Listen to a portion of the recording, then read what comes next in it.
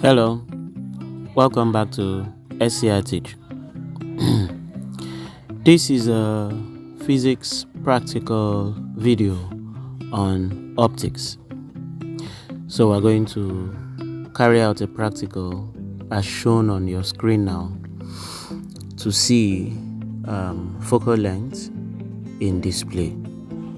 So we're going to use a sample question from WIAC, and the question is displayed in front of you. You are provided with a converging lens, a holder, a screen, a ray box containing an illuminated object pin, and a meter rule. You are to place the lens in its holder such that it is facing a distant object seen through a well-lit laboratory window. So we'll do that and then move the screen to and fro until a sharp image of the distant object is formed on it. Okay, to measure the distance, as the distance from between the lens and the screen where you have a sharp image, okay, and call that F0. Then we are asked to clamp the meter rule securely to the table. So we'll do that and then place the illuminated object pin at the end R, at the end of the ray box, and then the end of the meter rule. Place the lens at the position P such that X equals to RP, that's the distance between the ray box and the lens, is 20 cm. So we'll do that and then move the screen to a position Q where you have a sharp image of the object, and then measure that distance and call it Y. So X, the distance between the ray box having the illuminated object, that's the pin in this case, and the lens, let it be 20 cm. It's given to you as 20 cm, so you set that, and then we now start adjusting the screen to see the position where we'll have a sharp image of that pin on the ray box, in the ray box. So you do that and call that value Y. All right, and then you evaluate Z. Z is X plus Y, so 20 plus whatever Y gives you is Z for that first one. So we'll repeat that process. Okay, when X will be 25 the next time, so we'll shift the lens to 5 more centimeters, so now 25 centimeters. Then see if adjust the screen to get another clear image, and so on and so forth. You record Y for each case and evaluate Z, which is X plus Y, and then you would be asked to plot a graph. So let's just go straight and do only the practical. So I want you to take a look at the tree outside this room. Now if you see that tree, that's the distance object I want to use.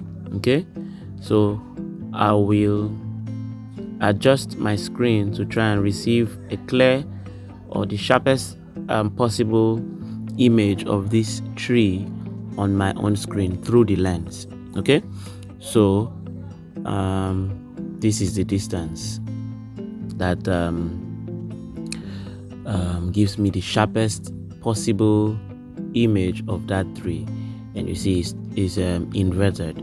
Okay, so that's the first way to do, and we're to record that as F0, the distance here, distance between the screen and the lens. Okay, so we'll go straight into it, and then this is my ray box with lights inside, and then you see the pin of how the light rays is carrying the image of the pin, and see my screen. This way we'll be adjusting to have a clear image. So this is my lens in the holder, and then see the distance. We are asked to place the lens 20 centimeters from the gray box. So this is 20 centimeters. I have to adjust my lens to be there. 20 is 80 on the other side of the ruler or the meter rule. So I've adjusted to place my lens 20 cm from the ray box. Okay, and then I have to align that and then try and adjust the lens to have a very clear, the sharpest possible image of those pins. So I'm trying to adjust to find that, and okay, it's starting to form, getting better. All right, I think there it should be. Okay, so about that place, about that position, about 20 cm from this other end of the ruler, which is about 60 cm, because you are going to subtract where your lens is from this number you have here. So the lens was on 80 here, that's 20, right?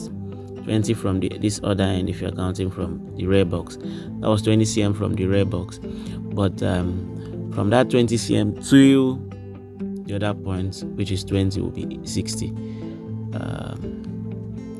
What I mean is 20 on the lens side is 80, and then moving from 80 to 20 is 60. So record 60 as your Y, distance between the screen and the lens. Okay, so you see I also added objects to try and make you see how inverted the image is. Right, that's how the practical is. You keep repeating the process for 25, 30, 35, 40, 45, as the case may be, as you'll be asked to do in your own exam, until you complete the process and have pictures that are clear, not images that are clear on the screen, and you plot your graph as you're asked to do. In any case, find a good scale and plot your graph, and that's how this practical is done.